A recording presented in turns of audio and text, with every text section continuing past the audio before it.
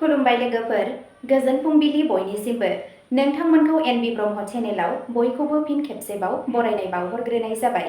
आं दिनै नोंथांमोननि सिगाङाव आरोबाव माखासे सानसेयारि खौरां लानानै फैबावलायबाय।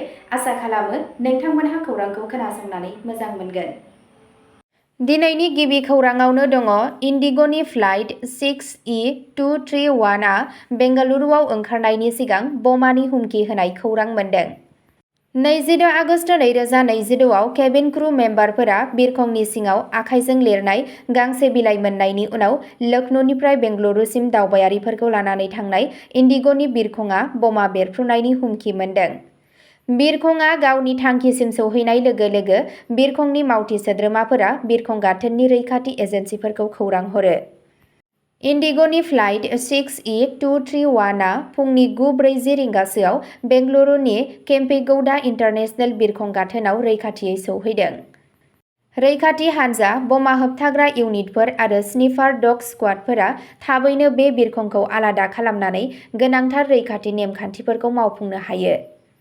इमारजेन्सि मावफारियाफोरा गासैबो दावबायारि जायगाफोर, लगेज हल्डफोर आरो केबिन सेक्सनफोराव मोजाङै नायबिजिरदों।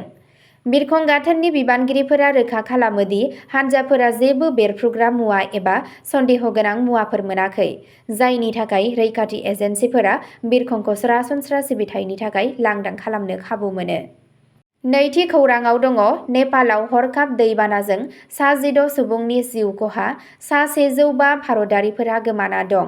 भारत हादोरा इमारजेन्सि हेल्पलाइन फोसावदों। बुधबारखालि तिब्बत सिमानि साखाथियाव थानाय नेपालनि साहा रसुआ जिल्लायाव हरखाब दैबाना जानायनि जाहोनाव खमैबो सा 16 सुबुंनि जिउ खहा जादों आरो सा 105 भारतारिफोरजों लोगोसे 100 सुबुंफोरा गोमाना दं। सा 105 भारतनि नोगोरारिफोरजों लोगोसे गासै सा 291 गुबुन हादोरनि नोगोरारिफोरा गोमानानै दं होननानै खौरां मोननाय जायो। भिडिअ'आव नुनो मोननाय जादों दि दै हाब्रुआ न'फोर, गारिफोर, दालांफोर आरो बेनि लामायाव फैनाय गासैखौबो बोहैलांदों। फुंनि 9 रिंगासोआव तिब्बतनिफ्राय भटे क'सि दैमायाव दैनि बोहैनाया हाबदोंमोन, नाथाय हरखाब दैमाया मा जाहोननि थाखाय जादों बेनि जेबो रोखा फोरमायथि गैया। खौरां मोननाय बादिब्ला नुवाक'टनि त्रिशुलि बाजारनि साखाथियाव गासै 60सो न'फोरा दैबानानि जाहोनाव बोहैलांदों आरो गंनै मटर गोनां दालांफोरा खहा जादों। बे समावनो नेपालाव थानाय भारतारि राजथान्दै थाग्रा खुलिया हरखाब दैबानाजों खहा जानाय भारतारि नोगोरारिफोरखौ हेफाजाब होनो थाखाय मोननै इमारजेन्सि हेल्पलाइन नम्बर +977 985 131 6807 आरो +977 9709 107500 फोसावदों। थामथि खौराङाव दङ आसामनि तामुलपुराव बिटिसिनि लेङाइ बुंथिगिरि बिजितगोरा नार्जारिया गावखौनो फोथैना लादों। 26 आगस्ट बुधबारखालि आसामनि तामुलपुर जिल्लानि कुमारिखातायाव थानाय गावनि न'आव बड'लेण्ड टेरिटरियेल काउन्सिल बिटिसिनि लेङाइ बुंथिगिरि आरो 26थि दरंगाजुलि बियाबनि सायख'जानाय थान्दै बिजितगोरा नार्जारिया गावनि न'आव गावखौनो फोथैना लायो। खौरां मोननाय बादिब्ला नार्जारिखौ गावनि न'आवनो फासि नांनानै थानाय हालोदाव मोननाय जादों।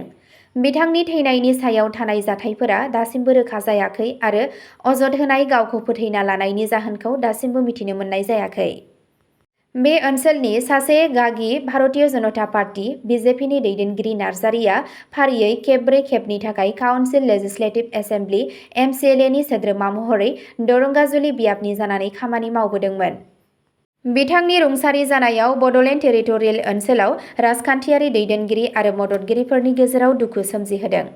बिटिसिनि गाहाय आरो बड'लेण्ड पिपल्स फ्रन्ट (बिपिएफ) नि आफादगिरि हाग्रामा महिलारीआ नार्जारिनि रुंसारि जानायाव गोथौ दुखु फोरमायो। 26 नं बड'लेण्ड टेरिटरियेल काउन्सिलनि मानगोनां लेङाइ बुंथिगिरिनि रुंसारि जानायाव दरंगाजुलिया जोबोद दुखु मोन्दों। बिथांनि हरखाब रुंसारि जानाया जोंनि सुबुं माहारि आरो सुबुं जिउनि थाखाय सुफुंजोबनो हायै खहा जादों होनना महिलारीआ बुङो। बे गोब्राब समाव आं बिथांनि दुखुगोनां नखर, लोगोफोर आरो मोजां हास्थायगिरिफोरनिसिम गोसो गोरबोजों दुखु फोरमायो।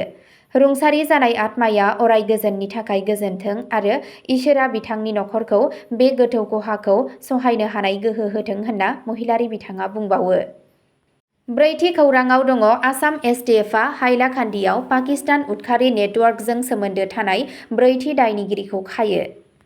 आसाम पुलिस स्पेशेल टास्क फर्सनि जवानफोरा 22 आगस्ट 2022 आव हाइलाकान्दि जिल्लायाव पाकिस्ताननि शहादत-इ-भट्टी नेटवर्कजों सोमोन्दो थानाय सासे 21 बोसोर बैसोनि सुबुंखौ खायो।